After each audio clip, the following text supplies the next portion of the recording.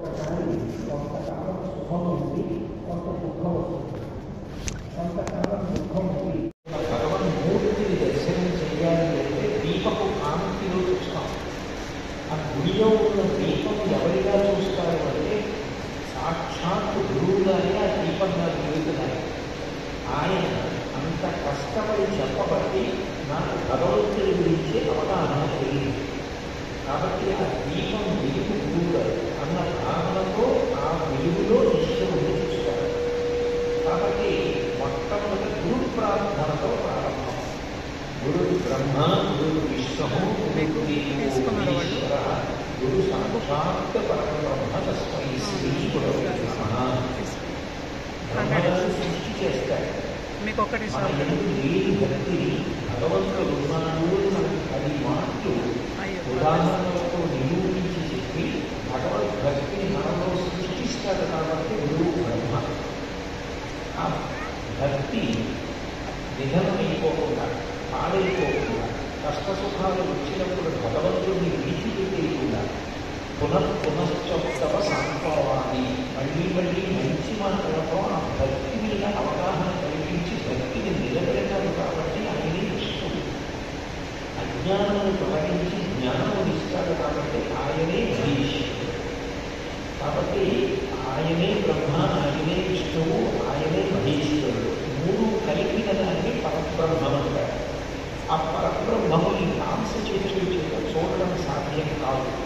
కానీ కాళ్ళు చేతులతో మనలాంటి మనిషిలాగే ఉన్న నడిచి వెళ్తున్నటువంటి ఆ రూపం ఏదుందో అది సాక్షాత్తు పరబ్రహ్మమే అన్న నమ్మకంతో సేవించిన వాడు, నమస్కరించిన వాడి యొక్క నమస్కారం పరబ్రహ్మానికే. కాబట్టి ముందు గురు ప్రార్థనతో ప్రారంభం, తర్వాత వినాయక ప్రార్థన.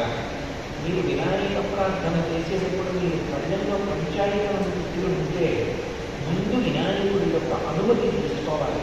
మధ్యలో శివుడు ఉన్నాడు అనుకోండి, వినాయకుడు, విష్ణువు, అంబిక, శివుడు నలుగురు చుట్టూ ఉంటారు. అది పంచాయతన పూజ అంటారు. ముందు వినాయకుడి దగ్గర తెల్ల పువ్వు ఉంచడం శ్రేయిస్తారు. విఘ్నేశ్వరుడు పూజ చేసేటప్పుడు గరిక కానీ, తెల్ల పువ్వు కానీ, ఒక అక్షర కానీ ఇంకో ఉంచి వేసి నిర్విఘ్నంగా, విఘ్నము అన్న మాటకు అర్థం ఏంటంటే ఆ కార్యము జరగకుండా చేసేసేదాన్ని విఘ్నం అంటారు. ఇంకా అది అడ్డొచ్చిన కారణం చేత ఆ కార్యక్రమం జరగదు, అర్థంతరంగా అయిపోతుంది. అటువంటి దాన్ని విఘ్నము తీస్తారు. ఆ విఘ్నమును తీసేసేవాడు వినాయకుడు. అటువంటి వినాయకుడిని ఈ పూజ సక్రమంగా పూర్తయ్యేటట్టుగా ఏ విఘ్నం రాకుండా అనుగ్రహించు అని ముందు నమస్కారం ఆయనకి చేస్తారు. శుక్లాంబరధరం విష్ణుం శశివర్ణం చతుర్భుజం ప్రసన్నవదనం ధ్యాయేత్ సర్వవిఘ్నోపశాంతయే అని విఘ్నేశ్వరుడికి నమస్కరించి మొట్టమొదట దీపాన్ని వెలిగిస్తారు. దీపం ఎందుకు వెలిగిస్తారు అన్నదానికి కారణం ఏంటంటే చెప్పడం జరిగింది. ఆ దీపం వెలిగించిన తర్వాత మంగళప్రద దీపము, అమంగళకరమైన దీపము అని 2 ఉంటాయి.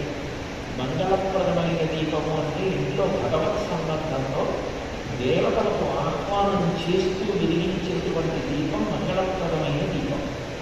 అమంగళప్రదమైన దీపము అని ఒకటి ఉంటుంది. లోపల వెలుగుతున్న జ్యోతి వెళ్ళిపోతే అది ఇక అమంగళం, అది ఇక శివము కాదు, శవం. అటువంటి శవము ఇంట్లో ఇక ఉంచడం సాధ్యం కాదు. కానీ తీసుకుని వెళ్ళిపోయేంత వరకు అందులో జ్యోతి వెళ్ళిపోయింది కాబట్టి దానికి ప్రతిబింబంగా తలకట్టులో ఒక దీపాన్ని వెలిగించి ఉంచుతారు. అది అమంగళకర దీపం అంటారు. మంగళకరమైన దీపం, పూజలో వెలిగించిన దీపం ఏదో అది మంగళప్రదము అని గుర్తించుకుంటే దాని మట్టు మీద కొద్దిగా పసుపు కానీ, కుంకం కానీ, అక్షతలు కానీ, పువ్వు కానీ వేసి నమస్కారం చేస్తారు. అంటే ఈ దీపం మంగళప్రదమైన దీపం. ఇంట్లో దీపం వెలుగుతోంది అంటే గుర్తించుకుంటే యజమాని క్షేమంగా ఉన్నాడు, పిల్లలు క్షేమంగా ఉన్నాడు, మీ ఇంట దీపం అలాగే వెలుగుతూ ఉండాలి అని ఆశీర్వాదం చేస్తారు. ఇంటి దీపం వెలుగుతోంది అంటే ఈ శుభాల పరంపరలో అలా వృద్ధిలోకి వస్తోంది అని గుర్తు. అందుకని దీపం వెలిగించి మట్టు మీద కొద్దిగా పసుపో, కుంకమో, అక్షతో, పువ్వో వేసి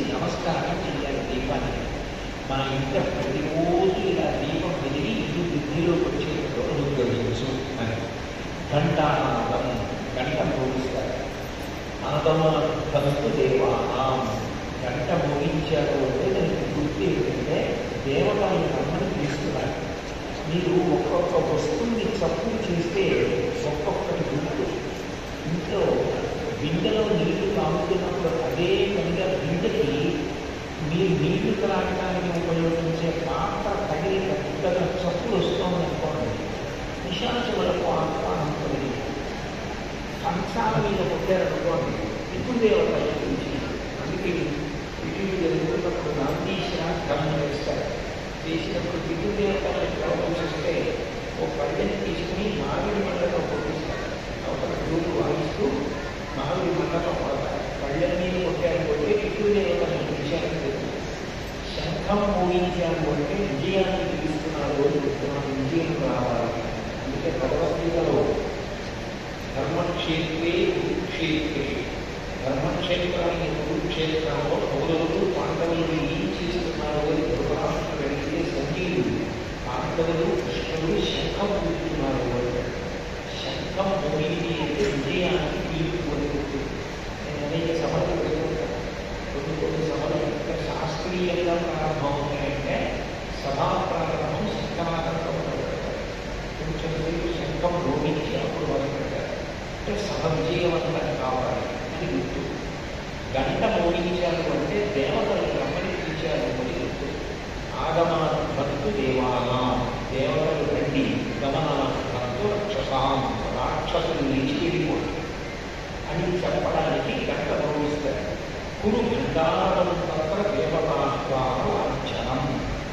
అందుకే ప్రతి ఇంట్లో గంట గట్టిగా మోగుతోంది అంటే ఆ ఇంత దేవతలు వచ్చి కొడువై ఉన్నారు అని గుర్తు. రాక్షసులు లేరు కాబట్టి ఆ ఇల్లు ప్రశాంతంగా చక్కగా అభివృద్ధిలోకి రావడానికి అవకాశం కలుగుతుంది. ఆచమనం అంటే 3 మాటలు నీళ్లు పుచ్చుకుంటారు.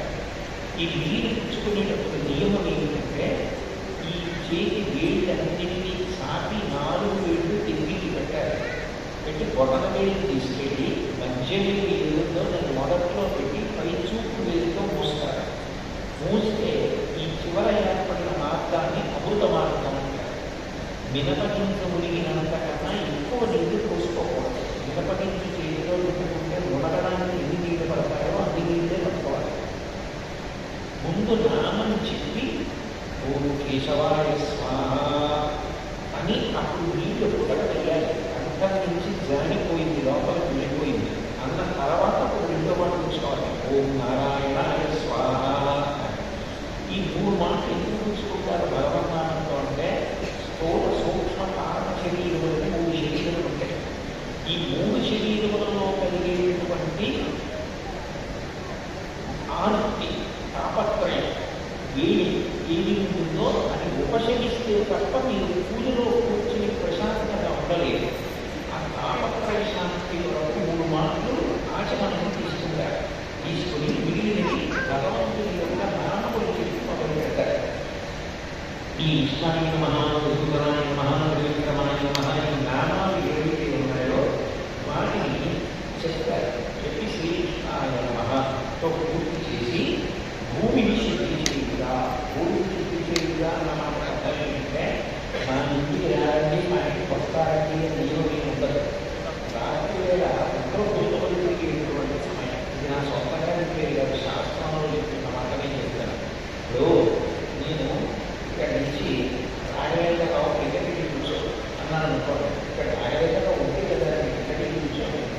రాయవేదరావు ఎక్కడ కూర్చుంటే రాయవేదరావు ఇంటికి ఎక్కడ కూర్చో అని నేను ఎందుకంటే లేని వాడిని ఎక్కడికి కూర్చోమంటాను. ఎంత కూర్చున్నామని పైకి అన్నారనుకోండి. రాయవేదరావు పైకి కూర్చో అన్నాను అనుకోండి. ఇంక ఎందుకున్నాను అక్కడి నుంచి లేచిపోండి అని చెప్తున్నారంటే అవి ఉన్నాయని గుర్తు. రాత్రి వేళ ప్రతి ఇంటికి కూడా రాక్షసులు పూజ చేయడం కోసం ప్రవేశిస్తారు. ఇంటి అనుష్ఠానం వాళ్ళ ఇంటి యజమానికి అపకారం చేయడానికి ఏం చేస్తారు అంటే వాళ్ళు చేయగలిగింది తెల్లవారుజామున నిర్మాణం తీయకుండా ప్రకటన చేస్తారు. అదే కనపడతారా కనపడతారు. సూర్యోదయ పూర్వం నిర్మాణాలు తీసేయాలి. నిర్మాణ్యం భగవంతుడికి పూజ చేసినటువంటి పువ్వులు తిన్నప్పుడు ఏమున్నాయో అవి సూర్యోదయ పూర్వం అందుకని ధర్మపత్ని అంటారు. ఆమెను అధికారం ఆమె స్నానం చేసి ఆమె ముందు తీసేసి నిర్మాణం పూజ తర్వాత నిర్మాణం చేసుకోవచ్చు. ముందు నిర్మాణం తీసేయాలి. అలా తీయకపోతే నిర్మాణం మీద వాళ్ళు చేసేస్తారు. చేసేస్తున్నటువంటి దోషం జరిగింది కాబట్టి యజమానికి కలిసి రాదు.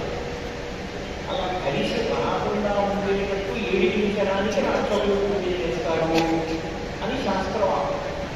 అందుకని ఏం చేస్తారంటే ఉత్తిష్టంతో భూతపిశాచ, ఉత్తిష్టంతో అంటే లేచిపోతుంది. ఓ భూతపిశాచుల ద్వారా మీరు లేచి వెళ్ళిపోండి. ఏదే భూమి భాగక మీరు అందరూ బాధపడేది చేస్తారు.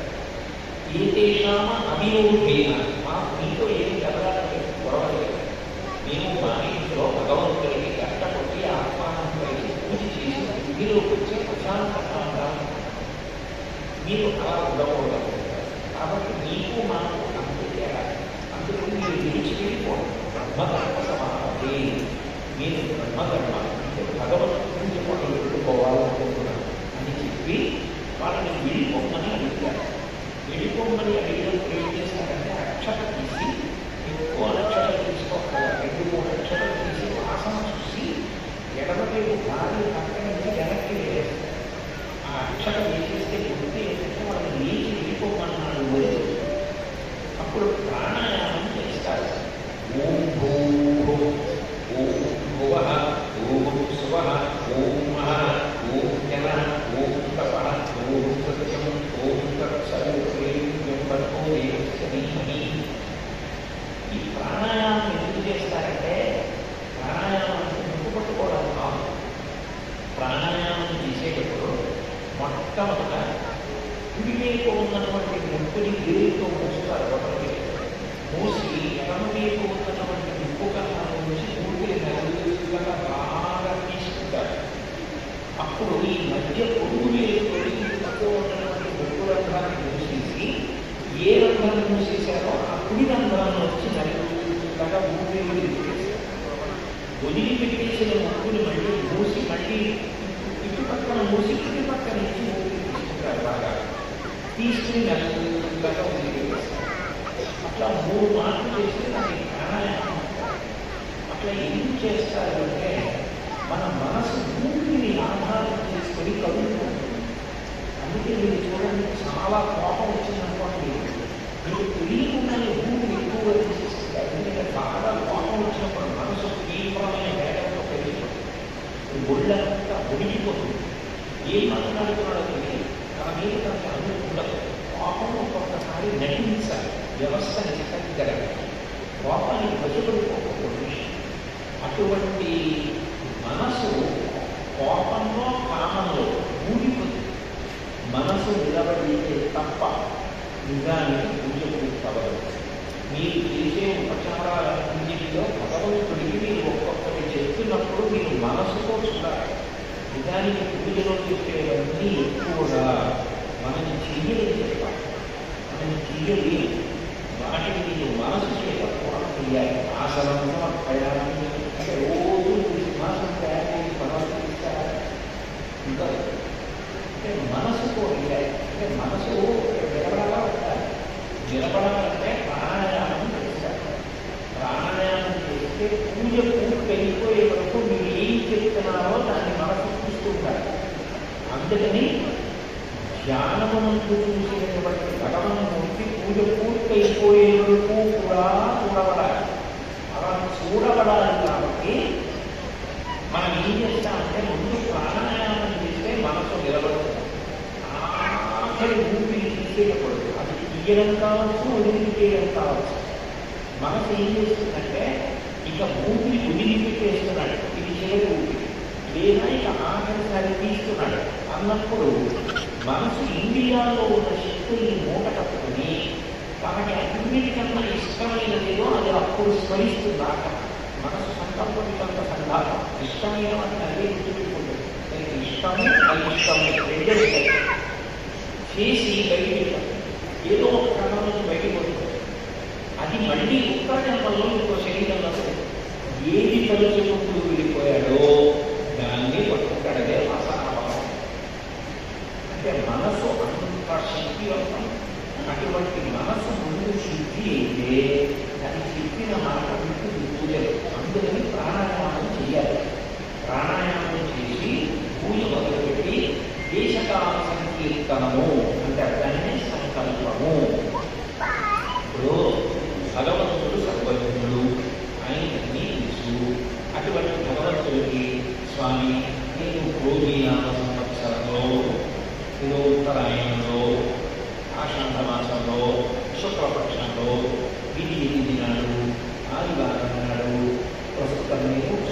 ఇంట్లో లేను, ప్రవచనం కోసం నాయుడుపేట వచ్చాను. కాబట్టి ఏదో గంగా కావేరీ నదుల మధ్యలో ఉన్నటువంటి నాయుడుపేట అనే గ్రామంలో నాకు ఇచ్చిన వసతి గృహంలో ఏవి నా దగ్గర ఇప్పుడు సంపాదనలు ఉన్నాయో ఆ సంపాదనలతో నేను మీకు పూజ చేయించుకున్నాను. నేను ఫలానా ఆత్మీయ స్తోత్రంలో వచ్చాను. నా పేరు కోటేశ్వర శర్మ, నాకు వివాహమైంది, గృహస్థాశ్రమంలో ఉన్నాను. అందుకని ధర్మపత్ని సమేతస్య అంటే భార్యతో కలిసి పూజ చేస్తున్నాను. అంటే పూజ ఎవరు చేయాలని ప్రధానంగా ఇంటి యజమాని చేయాలి. ధర్మపత్ని సమేతస్య అంటే ధర్మపత్ని సమేతస్య అంటే అంటే ప్రధానంగా ఇంటి యజమాని పూజ చేస్తే ఇంటి అందరికీ కూడా శాంతి కలుగుతుంది. కాబట్టి అలవాటు చేయలేదని అంటారు. కానీ ముందు కర్తవ్యం మాత్రం ప్రధానంగా చేయవలసిందే. ధర్మపత్ని సమేతస్య నేను ఈ పూజ చేస్తున్నాను. అది సంకల్పం. నాకు ఒకటి చెప్పండి, నా పేరు ఏమిటో, నేను ఏ గోత్రంలో పుట్టాను, నేను ఇప్పుడు ఎక్కడున్నాను, ఎందుకు వచ్చాను, ఆ ఊరి ఏ నదిలో చదువుతో, ఆ ఊరి స్థితి ఏమిటో, నేను ఎందుకు పూజ చేస్తున్నాను, భగవంతుడికి తెలియకపోతే సర్వత్వం లేదు. మరి ఎందుకు ఇది అన్యాయం చెప్పడం అంటే ఆయనకి తెలియదని కాదు. ఒక్కొక్కసారి ఏమవుతుందంటే పరమ ఆర్తి ఆ ప్రేమ ఏం చేస్తుందంటే ఇంకొకసారి తనని తాను గుర్తు చేసుకుంటాడు. గుర్తు చేసి నేను ఇక్కడ ముందు చెప్పాను, మీరు మర్చిపోయారు కాదు, కానీ నేను మళ్ళీ అడుగుతున్నాను, మీరు ఇది చేసి పెట్టాలి అని అడగడం ఎంత ప్రేమతో అవసరమానికి గుర్తుంటుందని తెలిసినప్పటికీ కూడా జ్ఞాపకం చేసేవాడు. అలా చెప్పకుండా ఉండలే ఈశ్వరుడికి ప్రేమతో చెప్పడాన్ని సంకల్పం అంటారు. అందుకని మమ ఉపాత్త సమస్త దురిత ద్వారా నేను ఏ పాపములు చేసి ఉన్నానో ఆ పాపములు తొలగింపబడి శ్రీ ఇచ్చారు. మీరు లక్ష్మీనారాయణుడు చేస్తే లక్ష్మీనారాయణ, ఉమామహేశ్వరుడు చేస్తే ఉమామహేశ్వర ప్రీత్యర్థం శుభే శోభనే ముహూర్తే శ్రీ మహాశివరాజ్ఞయా ప్రవర్తమాన సాధ్య బ్రహ్మణ ద్వితీయపరాధే శ్రేతవరాహకత్వే దైవస్వతంత్రే నీవే ప్రథమపాది విభూతియే వ్రతకర్తే వ్రతకండే మేరో దక్షిణ దిగ్భాగే శ్రీ శ్రీ ఈశాన్య ప్రదేశే గంగా గోదావరి ధరిసే అంటే రోజా కాకినాడ దిక్కులకు పడ్డే మీకైతే కాకి చెప్పచ్చు. నేను పొద్దున్న సంధ్యావందనం చేసుకునేటప్పుడు దగ్గరలో ఏ నది మధ్యలో వస్తుందో నాకు తెలియదు కాబట్టి గంగా కావేరీ ఉత్తరప్రదేశే అని చెప్పాను. గంగా కావేరీ మధ్యలో నాయుడుపేట అని చెప్పాను. కాబట్టి ఏదో పూర్ణినా సంవత్సరే ఉత్తరాయణే గ్రీష్మ ఋతువు ఆషాఢమాసే శుక్లపక్షే ఇంద్రియాగ్రౌ ఇవాళ భానువాసమే. మీకు నక్షత్రం కూడా తెలిస్తే పంచాంగం ఉంటే నక్షత్రం చెప్పచ్చు, నక్షత్రం తెలియకపోతే శుభ నక్షత్రే అనవచ్చు. అప్పుడు ప్రధానంగా ఏం చెప్తారంటే నాకు క్షేమస్థైర్య విజయ ఆయురారోగ్య ఐశ్వర్యాభివృద్ధ్యర్థం వేద సంప్రదాయాభివృద్ధ్యర్థం ధర్మార్థకామమోక్ష చతుర్విధ పురుషార్థవిద్యర్థం ప్రధానమైనది అంటే ధర్మ అర్థ కామ మోక్షములు కలగాలి. నేను ధార్మికంగా కలగాలి. నాకు ఎప్పుడు ఎంత కాలంలో అవసరం చేయడానికి అంత ద్రవ్యం నాకు భగవద్గీతంగా సమకూడాలి. మీకు డబ్బులు చాలా ఉన్నాయి, ఖాళీకి సరిపోయే కన్నా పెద్ద చెట్టు వేసుకోరు.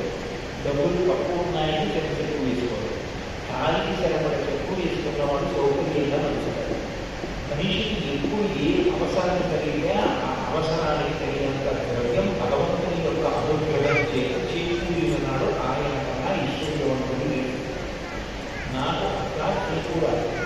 ధర్మ అర్థ కామ నాకు పుట్టే కోరికలన్నీ ధార్మికమైన కోరికలు ఉంటాయి. ధర్మార్థ కామ మోక్ష ధర్మము చేత అర్థకామను ముడిపడి నాకు మోక్షము రావాలి మనిషికి. కాబట్టి ఈ 4 పురుషార్థములు సిద్ధించుట కొరకు ధ్యాన ఆవాహనాన్ని షోడశోపచార పూజాన్ని కలిగే. ధ్యానము ఆవాహనము ఇవి 2 ప్రధానమై పూజ అంతా కూడా ఈ 2 కొనసాగుతూనే ఉంటాయి. ఇవి ప్రధానం.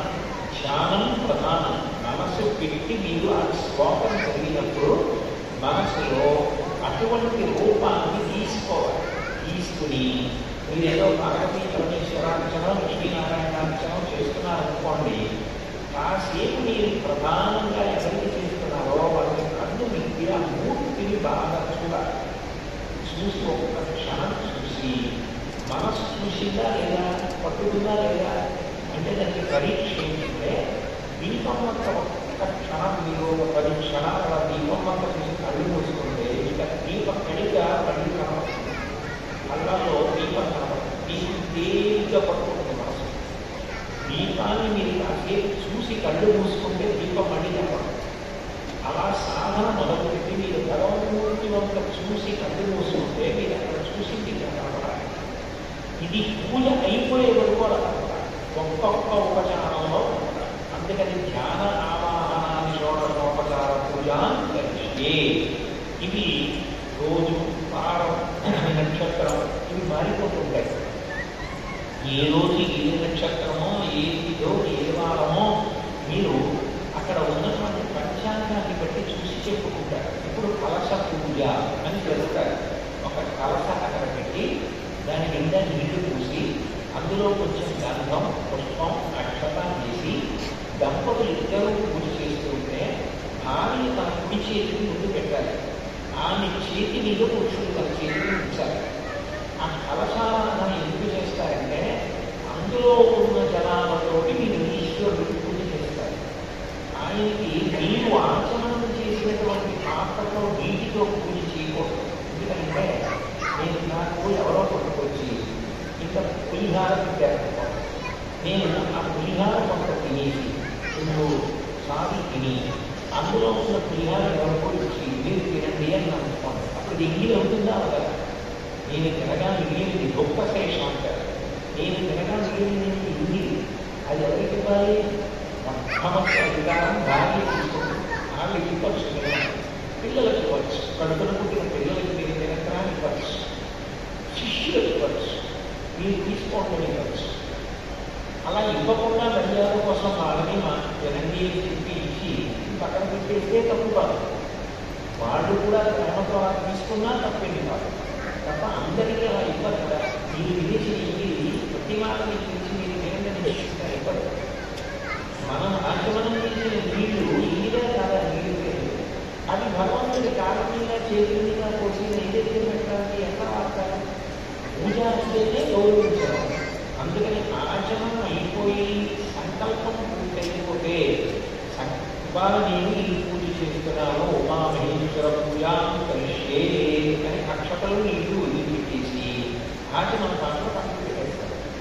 పెట్టేసి ఒక కలసలోకి నీళ్లు తీసుకున్నప్పుడు గంధం, పుష్పం, అక్షత వేసి భార్య భర్త చెయ్యి పెట్టి ఆ పువ్వుతోటి ఓంకారం అన్న రాస్తారు, శ్రీకారం ఆడవాళ్ళు అయితే రాస్తారు. రాసి అందులోకి అన్ని నదుల యొక్క నీరు ప్రవేశించుగాక. ఇప్పుడు ఈ కలశ సాక్షాత్ బ్రహ్మముగాక. అందుకని కలశస్యం ప్రే విష్ణు, దాని ముఖము విష్ణువు, కంఠే రుద్రః సమాశ్రిత, దాని కంఠమునందు రుద్రుడు, మూలే తత్త స్థితో బ్రహ్మ, దాని మూలమునందు బ్రహ్మ, సమస్త దేవతాగణములు ఈ నీటిలోకి ప్రవేశిస్తున్నాయి, వేదములు ఇందులోకి వస్తున్నాయి. అట్లాగే గంగే యమునే చైవ గోదావరి సరస్వతి నర్మదే సింధు కావేరి జలేస్మిన్ సన్నిధింపులు. ఈ నదులకు అధిష్టాన దేవతలు కాదు. మీరు భక్తితో పిలిస్తే దేవత వచ్చినట్టే నదుల అధిష్టాన దేవత వస్తారు. కాబట్టి వాళ్ళు ఈ నీటి ఎందుకు ప్రవేశించుగాక అని సంకల్పం చేసి ఇప్పుడు ఆ నీళ్లు తీసి ఆయాంతు దివ్యక్షయ ద్వారా శ్రీ ఉమామహేశ్వర పూజార్థం అమిత లక్ష్మీనారాయణ పూజార్థం కలశోదకేన దేవం. స్వామి, నేను నిన్నను పూజ చేసి వెళ్ళిపోయాక రాత్రి మీ ఏదైనా ధూళి కణాలు పడుతూ ఉండొచ్చు. మీరు మూర్తులకు పూజ చేస్తున్నారనుకోండి, సారకణాలు కాకుండా రోజు వాటిని కడిగేయడానికి సమయం ఉండొచ్చు, ఉండకపోవచ్చు, స్నానం చేయించలేదు. అప్పుడు ఏం చేస్తారంటే మీ మీద ఏదైనా ధూళికణాలు పడ్డా, మీకు ఏదైనా ఇబ్బందికరంగా తాకినా, ఏ శారీరకో రాత్రి తాకి ఉండొచ్చు, ఏ బలిలో కట్టి ఉండొచ్చు. కాబట్టి మీకు ఇబ్బంది ఏది కలిగిందో అది తొలగపోవడం కోసం దేవం మీ మీద ఇది జరుగుతున్నది కలశం.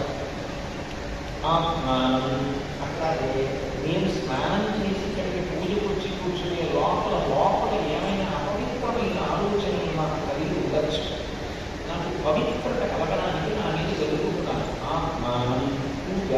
ద్రవ్యాన్ని మీరు ఇచ్చిన పూజా ద్రవ్యముల ఎందు దోషం ఉండవచ్చు.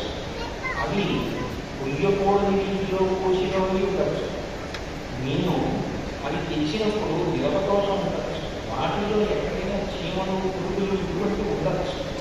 ఇంతకుముందు అది భగవంతుడు తాగి ఉండవచ్చు. ఆ దోషములన్నీ పోవడానికి పూజా ద్రవ్యానికి పంపుకోక్ష నీళ్లు జరుగుతున్నాను అని నీళ్లు చల్లి ఇప్పుడు పూజ ప్రారంభం చేస్తారు.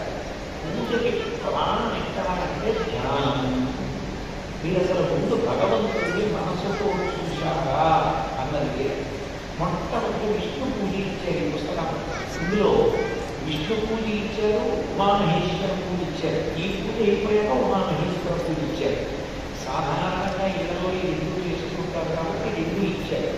ఈ రెండు ఆధారం చేసుకుని మీరు ఇంకొక పూజ ఏ చేయాలి చేసినా కూడా ఇక్కడ అది చెప్పి ఇదే మంత్రాలకు అది కాకుండా చేసుకోవచ్చు. ధ్యానం శాంతాకారం అంటే పరమ ప్రశాంతంగా ఉన్నవాడు, భుజగ శరీరం ఆదిశేషుడు మీద పడుకున్నవాడు, పద్మనాభం నాభి ఎందు పద్మం ఉన్నవాడు, పురోహితుడు ఒక బ్రహ్మగా పుట్టినవాడు, సురీశం దేవతలకు ఈశ్వరుడు, విశ్వాకారం ఈ విశ్వమంతా తానైనవాడు. అట్లా శ్లోకం చదివేటప్పుడు భావన చేస్తూ ఒక్కసారి మనసులో పట్టుకుని నమస్కారం చేసి మొదలు పెడతారు. ఆవాహనం అత్యంత ప్రధానం. ఆవాహనం అంటే స్వాగతం. ఇప్పుడు నిన్నను అక్కడే ఉంది పూజా మందిరంలో. ఆ లక్ష్మీనారాయణుడు నిన్న ఉన్నారు పూజా మందిరంలో, ఇవాళ ఉన్నారు, రేపు ఉంటారు, మొన్నను ఉన్నారు, కిందటి ఏడాది ఉన్నారు. మా నాన్నగారు పూజ చేశారు, మా నాన్నగారు పూజ చేశారు, నేను పూజ చేశాను. అప్పటి నుంచి ఉన్నారు వాళ్ళు సింహాసనంలో. ఇప్పుడు పక్కన వాళ్ళు రావడానికి అక్కడ ఉన్నారు కదా. అంటే మీరు ఇవాళ పూజ చేసేటప్పుడు అందులోకి ఈశ్వర చైతన్యాన్ని ప్రవేశించమని అడుగుతున్నారు. నాకు ఈ పూజ జరుగుతున్నంతసేపు నువ్వు కథమని విగ్రహంగా కాదు, నువ్వు కదులుతున్న వాడిగా నాకు కనపడానికి ఒక ఉపచారం. అది ఎట్లా ఉంటుంది అన్నది మీకు నేను సాయంకాలం ప్రవేశంలో బాగా వివరణ చేసి చెప్తాను. అందుకని మీరు చైతన్యంతో ప్రవేశించండి. అంటే మీకు ఇప్పుడు ఎట్లా కనపడాలి? ఒక్క క్షణం ఉదాహరణ చెప్పండి. నిజంగా నా మీదేదో గొప్పతనం పెట్టుకోవాలని కాదు. మీరు నన్ను మీ ఇంటికి రమ్మని పిలిచారు చెప్పండి. నేను మీ ఇంటికి వస్తే మీరు ఎంత సంతోషపడిపోయి ఎంత ప్రేమగా రండి స్వాగతం పలుకుతారో, నేను కదులుతూ మీ ఇంట్లోకి వస్తానో అట్లా భగవంతుడిని రమ్మని పిలవడం ఆవాహనం. ఈ ఆవాహనం దగ్గర పూజ ప్రారంభం. ధ్యానం వరకు పూజకి పూర్వాహనం అంటారు. ఆవాహనం అన్న దగ్గర నుంచి నిజానికి పూజ మొదలవుతుంది. ఇందులో మంత్రం ఒకటి అని వేసి మంత్రం ఇచ్చారు. పురుష సూక్తం, స్త్రీ సూక్తం. సహస్రశీర్ష పురుష సహస్రాక్ష సహస్రపాత్ సభూమిం విశ్వతో జతిష్టజాంగులం హిరణ్యవర్ణాం ధరిణీం సువర్ణరజతస్వజాం చంద్రాం హిరణ్మయీం లక్ష్మీం జాతవేదో అమావహ. ఉపనయనం చేసుకుని గురువుగారి దగ్గర కూర్చొని మంత్ర భాగాన్ని దేవి చేసిన వాళ్ళు స్వరంతో ఇది చదువుతారు. ఇది చదివిన ఒకవేళ ఇది చదవడం మాట స్వరం తీక గురువుగారి దగ్గర నేర్చుకుని ఉండకపోతే ఏమీ పెద్దది. ఇది చదవలేదని మీకు ఒక్క మార్పు భగవంతుడు తగ్గించదు. అప్పుడు ఏం చేస్తారంటే ఇది చదువుతారు. మేఘస్యాం పీతకౌశేయవాసం శ్రీవత్సంకం కౌస్తుభాసితాంగం పుణ్యోపేతం ఉదరీకాయతాక్షం విష్ణుం వందే సర్వలోకైకనాథం. శ్రీ లక్ష్మీనారాయణాభ్యాం ఆవాహయామి. కాబట్టి ఆ శ్లోకం చదువుతారు. మేఘస్యామం పీతకౌశేయవాసం శ్రీవత్సంకం కౌస్తుభాసితాంగం పుణ్యోపేతం ఉదరీకాయతాక్షం విష్ణుం వందే సర్వలోకి చూస్తున్నారో దాన్ని శ్లోకం చేత కూడా మీరు చూడవచ్చు.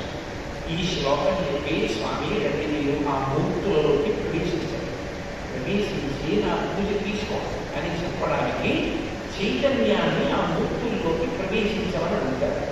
ఒక్కొక్కసారి ఇదో చాలా ముఖ్యమైన వరం. ఆ రోజు నిద్ర వెళ్ళిన తర్వాత కొద్దిగా ఒళ్ళు వేడిగా ఉంది, జ్వరంగా ఉంది,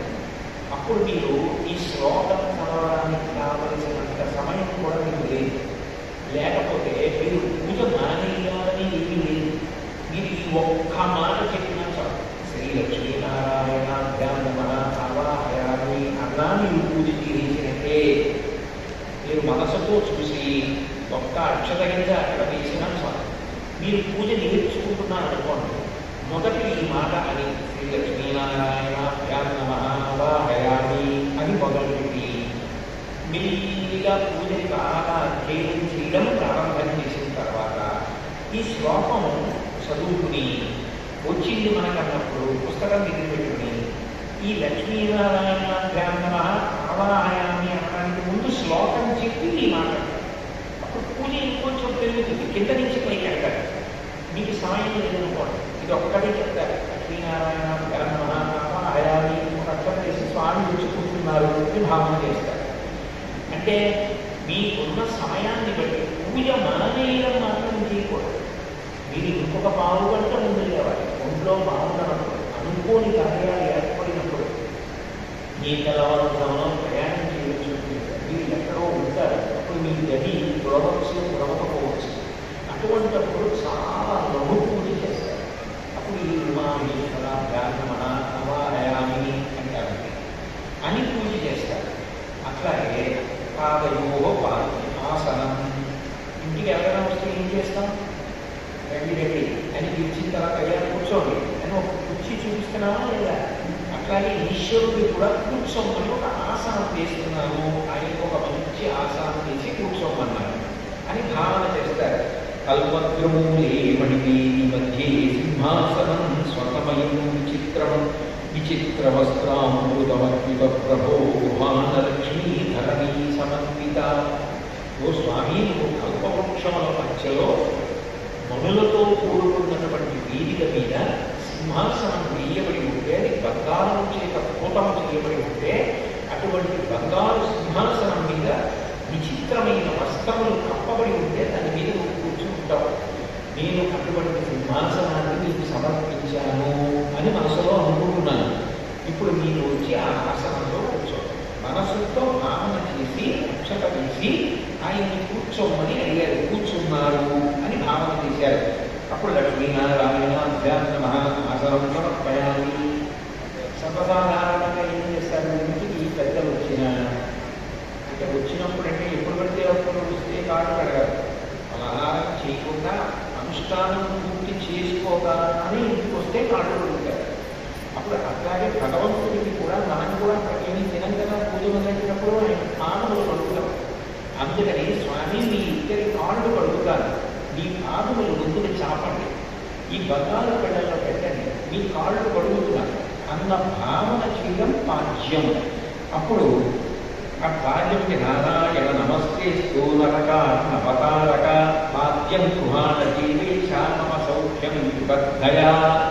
మీరు మీ పాదములు చాటి కాళ్ళు కడిగించుకొని నాకు సౌఖ్యమును కటాక్షించండి అని కాళ్ళు కడుగుతారు. ఇంట్లో ఉండే మూర్తి అనుష్ట మాత్రం చిన్నది ఉంటుంది. దీనికి పాదాలవి కడగడం ఎలా సాధ్యం అంటే మీరు మనసుతో కాళ్ళు కడుగుతున్నట్టు భావన చేసి కలసి జలాలు ఉగ్గుతో తీసి కొద్దిగా పాదముల మీద చదివిన మీరు వాళ్ళ కాళ్ళు కడుగుతున్నానని భావన చేసి మీరు కలశలో నీళ్లు ఒక పళ్ళెల్లో కొద్దిగా విడిచిపెడుతూ మనసుతో చూసిన మీరు కాళ్ళు కడుగుతారు.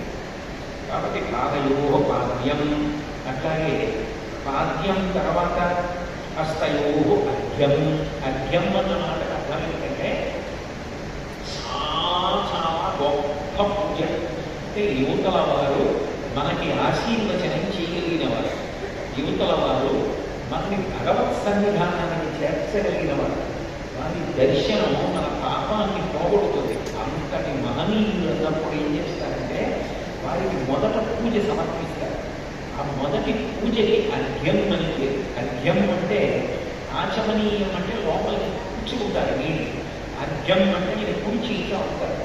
కాకపోతే చేతి మీద నీళ్లు పోస్తారు. ఆ పోసిన నీళ్లు గాలి కింద పడిపోతాయి.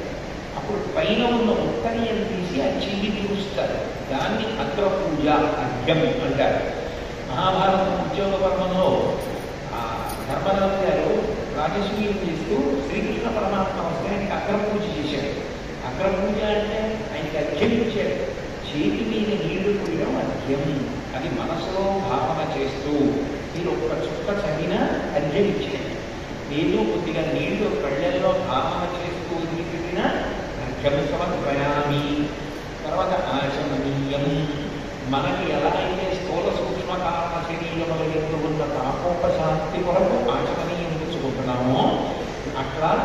ఈశ్వరుడి కూడా ఆయనకి తాపాలు ఎందుకు ఉంటాయి? ఆయనకి తాపాలు ఉండవు. కానీ ఆయన ఆచమనీయం తీసుకుంటే లోకంలో ఉన్న వాళ్ళందరి తాపాలు ఉంటాయి.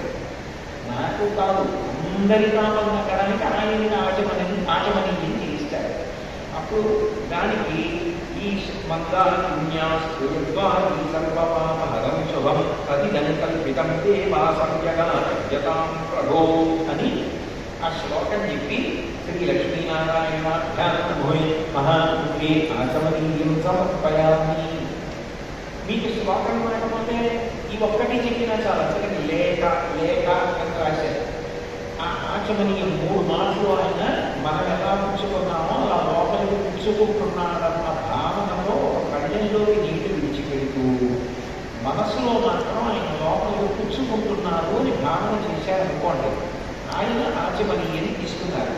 అప్పుడు స్నానం మన ఇంట్లో మనం ఎట్లా స్నానం చేస్తామో అట్లాగే భగవంతుడి స్నానం కూడా అనిపించినా నిజానికి మనం స్నానం చేసేటప్పుడు మంత్రాలు ఉండవు, నీళ్లు తీసి పోసుకుంటాం.